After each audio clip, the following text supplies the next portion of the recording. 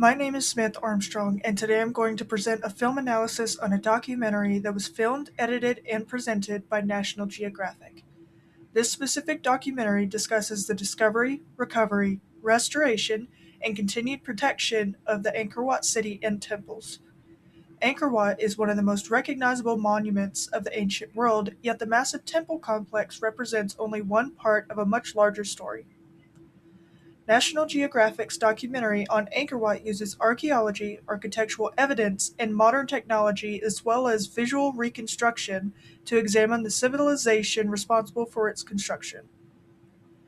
Rather than presenting Angkor Wat simply as an impressive religious monument, the documentary reveals it as evidence of the political power, religious beliefs, engineering abilities, and eventual challenges of the Khmer Empire.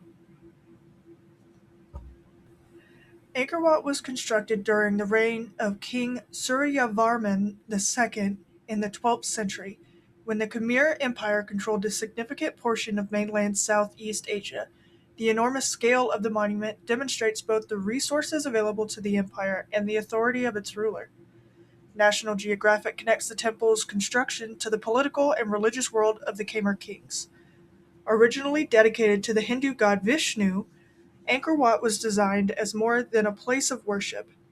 Its architecture communicated ideas about divine order and royal authority. This is important because the documentary encourages viewers to interpret the building itself as historical evidence. Its scale, organization, and decoration reveal how religion and government could reinforce one another within the Khmer society. Perhaps the most significant point raised by the documentary is that Angkor Wat cannot be fully understood by studying the temples alone. Archaeological research has revealed that Angkor Wat was part of an enormous urban landscape containing roads, settlements, reservoirs, canals, and other temples. Water management was especially important, and Cambodia experiences dramatic differences between its wet and dry seasons, meaning that controlling water was essential for supporting a large population and maintaining an agriculture. Khmer engineers developed an extensive system for storing and moving water throughout the region. By showing these features alongside Angkor Wat, National Geographic changes the viewer's understanding of the Khmer Empire. The civilization responsible for the temple was not simply capable of constructing monumental buildings, it was capable of organizing labor, manipulating the landscape, and maintaining complex infrastructure on a massive scale. This also provides important evidence when considering the changes that eventually affected Angkor Wat. Environmental pressures, political conflict, changing religious practices, and problems within such a complicated infrastructure likely interacted rather than producing one simple explanation for Angkor Wat's decline. Let's take a look at the landscape and the historic waterways. The river in the modern town is actually an ancient canal, still flowing today as it did 1,000 years ago. The ancient Khmer designed a system that could store excess rain in the wet season and then disperse it in the dry season.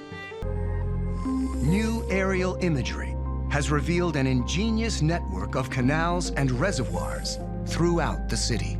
Looking at these stone features that are inserted in the walls of the reservoir, you can understand that these are functional engineered features, and they would have been able to handle vast quantities of water. When the spillway was opened, tremendous water pressure from the reservoir forced water down a network of canals and into the rice fields below. From the helicopter, it gives us an opportunity to see the reservoir, and we can see how that outlet is plugged into a system of distribution. One of the documentary's strongest subjects is the architecture of Angkor Wat.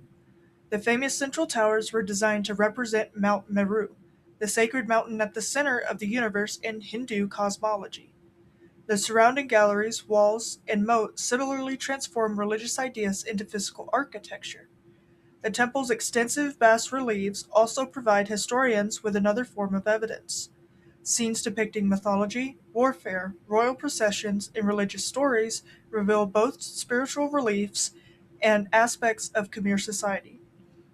The documentary's visual presentation is particularly effective here. Aerial photography and digital reconstruction allow the audience to see patterns that would be difficult to understand from ground level.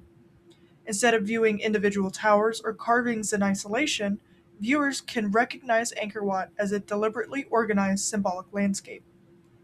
With these findings, museums were able to generate exhibitions to represent Angkor Wat to the American community, allowing people to walk through depictions of Angkor Wat, see some of its carvings, interact with a map of the site, and a few parts of this specific exhibit that you can see here, held in Denver, Colorado, allowed for museum goers to reassemble temples and put statues in the proper place to tell a story about warriors. Angkor and Angkor Wat is part of the soul of Cambodia.